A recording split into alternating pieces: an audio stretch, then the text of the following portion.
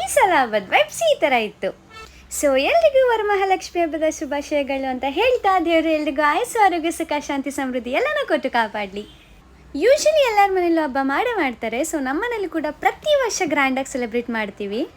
And ಈ ಹಬ್ಬನ ಹೆಣ್ಮಕ್ಳ ಹಬ್ಬ ಅಂತಲೂ ಹೇಳ್ತಾರೆ. ಸೊ ಈ ವರ್ಷ ಅರ್ಲಿ ಮಾರ್ನಿಂಗ್ಗೆ ಪೂಜೆ ಮಾಡಬೇಕಿತ್ತು, 4:30 ಹಂಗೆ ಟೈಮ್ ಚೆನ್ನಾಗಿತ್ತು ಅಂತ.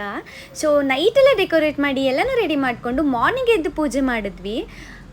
ಪೂಜೆ ಎಲ್ಲ ಮುಗಿಸಾದ್ಮೇಲೆ ನಮ್ಮ ಅದಕ್ಕೆ ಇನ್ನೂ ಸ್ವಲ್ಪ ಚೆನ್ನಾಗಿ ಕಾಣಲಿ ಅಂತ ಡೆಕೋರೇಟ್ ಮಾಡೋಣ ಅಂತ ಮಾಡ್ತಿದ್ರು. ಲಕ್ಷ್ಮಿ ಏನು ಕ್ಯೂಟಾಗಿ ಕಾಣಿಸ್ತಿದ್ದಾರಲ್ಲ. ಅಲ್ಲಿಂದ ಅಡುಗೆ ಮನೆಗೆ ಒಂದು ವಿಸಿಟ್ ಕೊಡೋಣ ಅಂತ ಹೋದೆ. ಅಲ್ಲಿ ನೋಡಿದ್ರೆ ಹಬ್ಬದ ಅಡುಗೆ ಎಲ್ಲ ರೆಡಿ ಆಗಿತ್ತು. ಇದೆಲ್ಲ ನಾನು ಮಾಡಿದ್ರೆ ಅನ್ಕೊಂಡ್ರೆ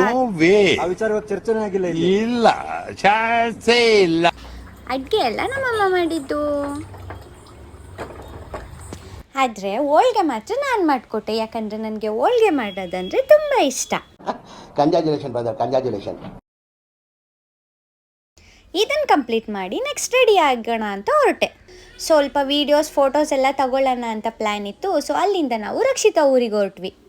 ನೋಡಿ ಏನು ಪ್ರಿಟಿಯಾಗಿ ಕಾಣಿಸ್ತಿದ್ದಾರೆ ನಮ್ಮ ಹುಡುಗಿರು ಸ್ಯಾರಿ ಹಾಕ್ಕೊಂಡು. ಆದರೆ ಸ್ಯಾರಿ ಅಂದರೆ ಹೆಣ್ಮಕ್ಳಿಗೆ ಎಷ್ಟು ಫೀಲಿಂಗ್ಸ್ ಅಲ್ಲ. ಅಲ್ಲಿಂದ ಫೋಟೋಸ್ ವೀಡಿಯೋಸ್ ಎಲ್ಲ ಮಾಡಿಕೊಂಡು ನಾವು ಬಂದಿದ್ದು ಅನುಷಾ ಮನೆಗೆ. ಯಾಕಂದರೆ ಅವ್ರ ಮನೆಯವರು ತುಂಬ ಚೆನ್ನಾಗಿದೆ ಫೋಟೋಸ್ ವೀಡಿಯೋಸ್ ಎಲ್ಲ ತೊಗೊಳಕ್ಕೆ. ಆ್ಯಂಡ್ ಅಲ್ಲಿಂದ ನಾವು ಅನು ಮನೆಗೆ ಹೊರಟ್ವಿ. ಸೊ ಅಲ್ಲಿ ಹೋಗಿ ಅರ್ಶಿನ ಕುಂಕುಮ ತೊಗೊಂಡು ಅಲ್ಲಿಂದ ದೇವ್ರಿಗೆ ಪೂಜೆ ಮಾಡಿ. ಸೊ ಇವಳು ಡೈಲಾಗ್ ಕೇಳಿಸ್ಕೊಳ್ಳಿ.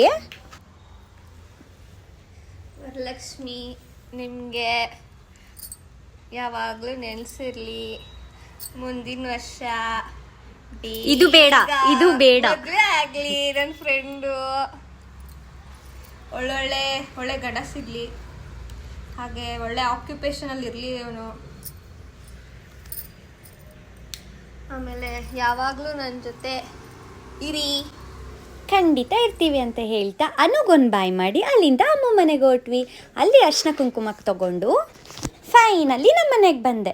ಸೊ ನಮ್ಮ ಮನೇಲಿ ಮಾರ್ನಿಂಗ್ ಒಂದು ಪೂಜೆ ಆಗಿತ್ತು. ಸೊ ಈವ್ನಿಂಗ್ ಒಂದು ಪೂಜೆ ಆಗಬೇಕಿತ್ತು. ಸೊ ಪೂಜೆ ಟೈಮಿಗೆ ನನ್ನ ಮನೆಗೆ ಬಂದೆ. ಸೊ ನಮ್ಮ ಮನೇಲೂ ಪೂಜೆ ಎಲ್ಲ ಮುಗಿಸಿ ಅಮ್ಮ ಅರ್ಶಿನ ಕುಂಕುಮಕ್ಕೆ ಹೇಳಕ್ಕೆ ಬೇರೆಯವ್ರ ಮನೆಗೆ ಹೋಗಿದ್ರು.